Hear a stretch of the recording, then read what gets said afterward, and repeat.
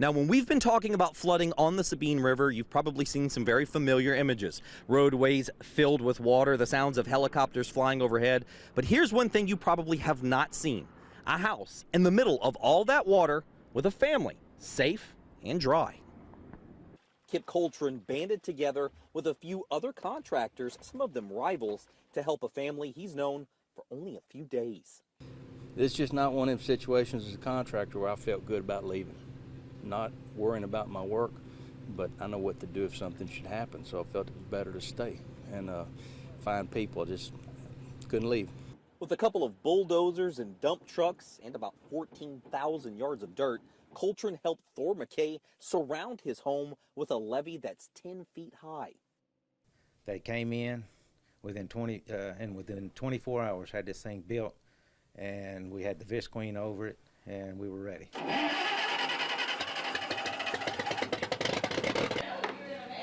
Now, in the middle of one of the worst floods Calcasieu Parish has ever seen is a house sitting on dry land. McKay says this is not the first flood he's been through and doesn't expect it to be his last. Yeah, I had to do this. It was, like I said, it was out of necessity. But in the meantime, he and his family are enjoying peace and tranquility in the comfort of their own home. For this hero's flight, the homecoming started at 35,000 feet. So we have today mail call from your families. Each veteran getting a care package, letters from loved ones. Every one of these is a great surprise. Go home, and J.C. Campbell.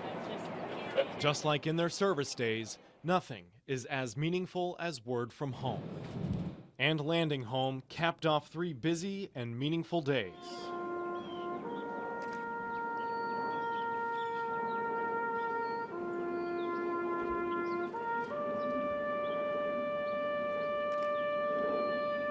Starting at Arlington, the vets had a chance to pay their respects to the unknown and the hundreds of thousands resting in these rolling hills. And a lot of our own friends are part of it.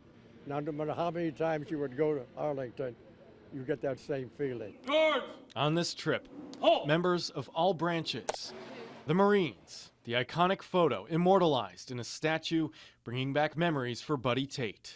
Thank God that I'm here and not there. I spent 30 days on Iwo Jima. Into the sky, Adam boys. Then there are the Flyboys. Burke Sylvester served in the Air Force. I was just thinking about the times we'd land in Iwo Jima to make it all the way back. George Snyder served in the Army in 5 campaigns in Europe. What do you remember about then? everything. You don't forget that, do you? No. Hugh Mouton in the Navy. It's a reminder of what happened. Had it not been for World War II, we'd probably speak another language over here today. And everywhere they went, the same reaction. It's an honor.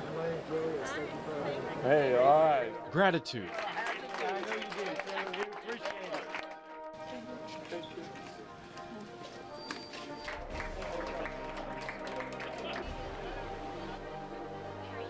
And new friendships. Ready for some lunch? I am. We've become lifetime friends. We couldn't have made it without him. Thank you for your service. And just like they did all those years ago, once again, they came home. Welcome home.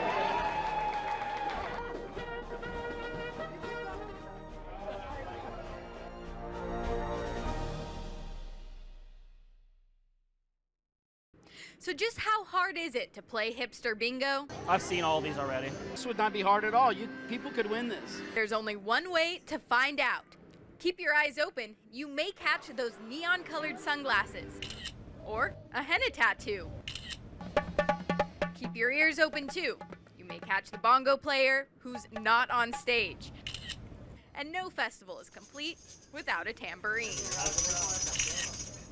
But to get the best strategy, I knew who to ask. Robin Tenney, the game's creator.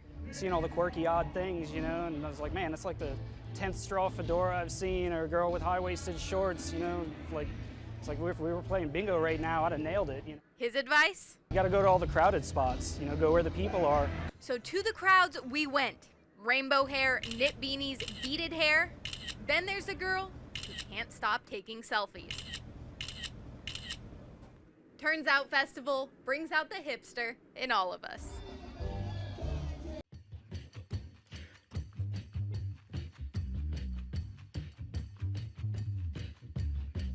This is the story of a city at the mouth of a river and two reporters with a love of all things South Louisiana and free business trips.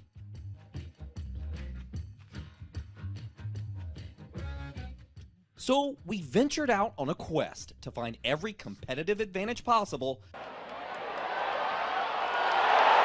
to bring home a Ragin' Cajun victory. But is it the Crescent City itself that could give the Cajuns a distinct advantage when it comes to bowl games? Who knows? The city is filled with mystery, so we spent all day trying to figure out if it's a combination of hard work, luck, and who knows, maybe a little bit of magic. They call me the voodoo mama, and I know the reason why. Meet Linda Merritt, an employee at the Historic Museum of Voodoo for over 2 decades. Is there anywhere in the city we could go to help out? You can always go to St. Louis Cemetery number 1 and view Marie Laveau's grave and make a wish. And that's exactly where we went. You make a red X with the brick that's down on that falls on the ground, knock 3 times. Ready? Spin around 3 times and make your wish.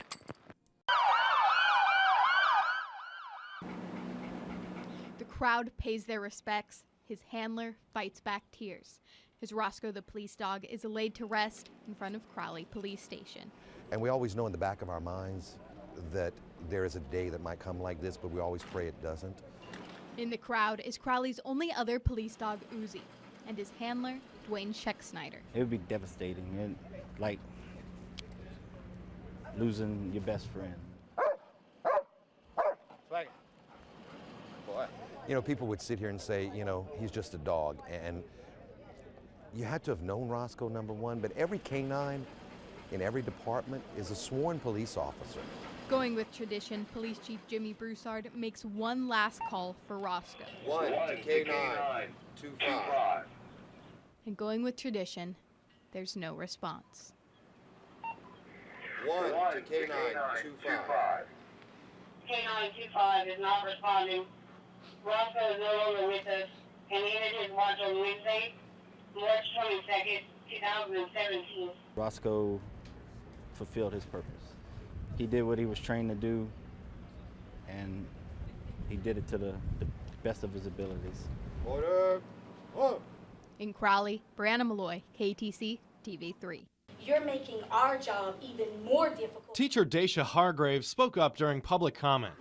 Because it's basically taking out of the pockets of Her issue, the superintendent's new contract. a superintendent or any person in a position of leadership getting any type of raise. I feel like it's a slap in the face to all the teachers, cafeteria workers, and any other support staff we have. I have comments on the She received a warning. It was public comment only, not a question and answer session, although board officials were answering her questions. You have just voted. After being called on a second time, that's when a city marshal stepped in.